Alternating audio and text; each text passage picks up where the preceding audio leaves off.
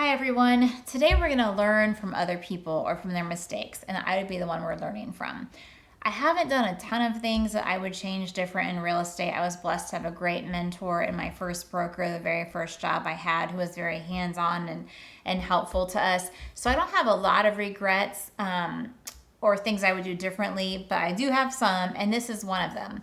One thing I would do differently is I would journal, which that seems so weird to think about. Like, of all the things you could do differently, why that? Well, here's why. Because when I first started, it's been so many years and so many clients and so many changes.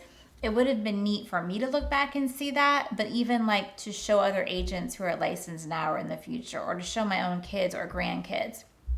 And when you journal, that's something you have. So that's on like the historical part of it, just to see how things are different. So for example, when I first started, they showed me a book that they had at the office, and that book was, like this thick, and once a week, all the brokers in the area would come together and bring a printout of what their listings were, and those would get put in the book, and they would pass that book over. Like, each brokerage would have a copy of that book, so they would know what the new listings were. Now, that was outdated as soon as it was printed, but that is the best they could do because it was the pre-technology and pre-internet and all those things. So we kind of covered the historical component, kind of like the memories of why to do it. But there's also the part of it which addresses like the teachable moments, right? And so me knowing that book that they kept and how they did that, that's more the memory part. But there are teachable things like, okay, when it's winter, be careful because I slipped into a hole and felt like I was going to trip over. Or, make sure that you have flashlights because I remember literally tripping on the sidewalk and tearing my jeans. Now, of course, I'm giving you two examples of tripping, but you get the idea. Or things about someone's house, like, okay, I learned at this house that this is how things work because I didn't know this. So here's an example. If you are, financing a house, maybe it needs certain things to it by the type of loan. So you can put, this is when I learned this, and it becomes like a teachable source to you as you look through it over the years. Or you can learn things about clients, like lessons that you learned on, maybe you thought somebody was super nice and they ended up being crazy. Because yes, I don't care how wonderful you are and how wonderful 99.999% of your clients are, you are going to have at least one person who is crazy. Maybe it's the way you learned how to relate to people. So as you matured and grew and learned better people skills, if you're keeping a journal, then you're kind of documenting that. Maybe it's things that worked and didn't work with your family in terms of like scheduling or things that way that you would tweak or do different. Maybe it's just embarrassing things that happen that you want to avoid happening again. So those are all different things that you would see when you journaled that could help you.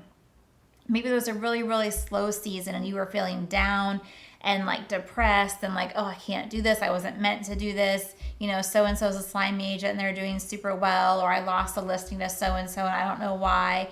So those aren't necessarily memories. I mean, they are, but not like the memory section of journaling. They're not really teaching, but they do show you how far you've come, what you've experienced, and how that can be better in terms of, what am I trying to say?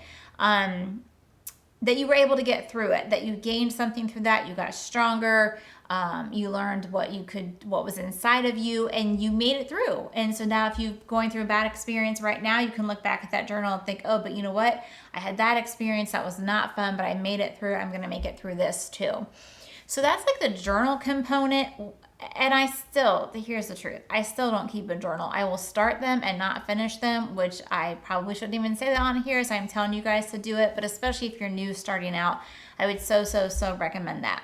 One thing I have done, and I just started about 2 years ago, is that I have a thankful journal. And it's literally just a spiral, notebook with flowers on top that I bought at a store. I think I probably paid $5 for it, maybe 10.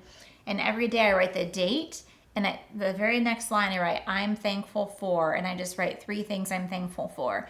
It may not be work related, mine's just life related in general, so it might refer to my family, my friends, but it could refer to work, and it could refer to specific clients. But it just reminds you how many good things are happening, even if it feels like it's a terrible, terrible day. Because even if it's a terrible, terrible day, and I promise you will have terrible, terrible days, more than one, there's always something to be thankful for. And keeping that journal can just help you stay positive when you're doing your thankful journal, even when there's a lot going on where you have to really think of what you can be positive about. And just writing it down and being able to see that makes a difference. And I honestly feel like just writing it down makes a difference. Sometimes I'm writing it down and I get a smile on my face. So if there's something I could do over, one of the things I would do over would be to journal and or have a thankful log so that you can see where you've started, how far you've come, the difference you've made in people's lives, the relationships that you've developed during that time.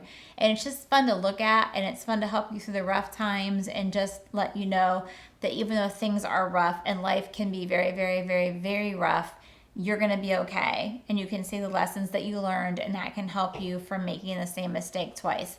So if you're not a journaler, I totally get it. Obviously, there's multiple ways to do it.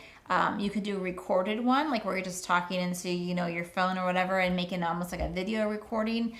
You could do it with technology, a Google document or something like that. Or you could do the paper version like I do. I've just always been a paper pencil person.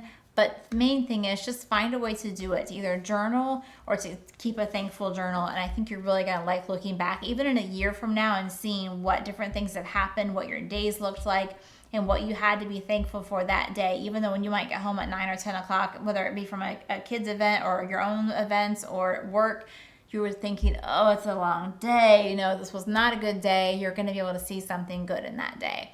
And that, my friends, will make a huge difference in how you feel about yourself, how you feel about the business, and how things go for you.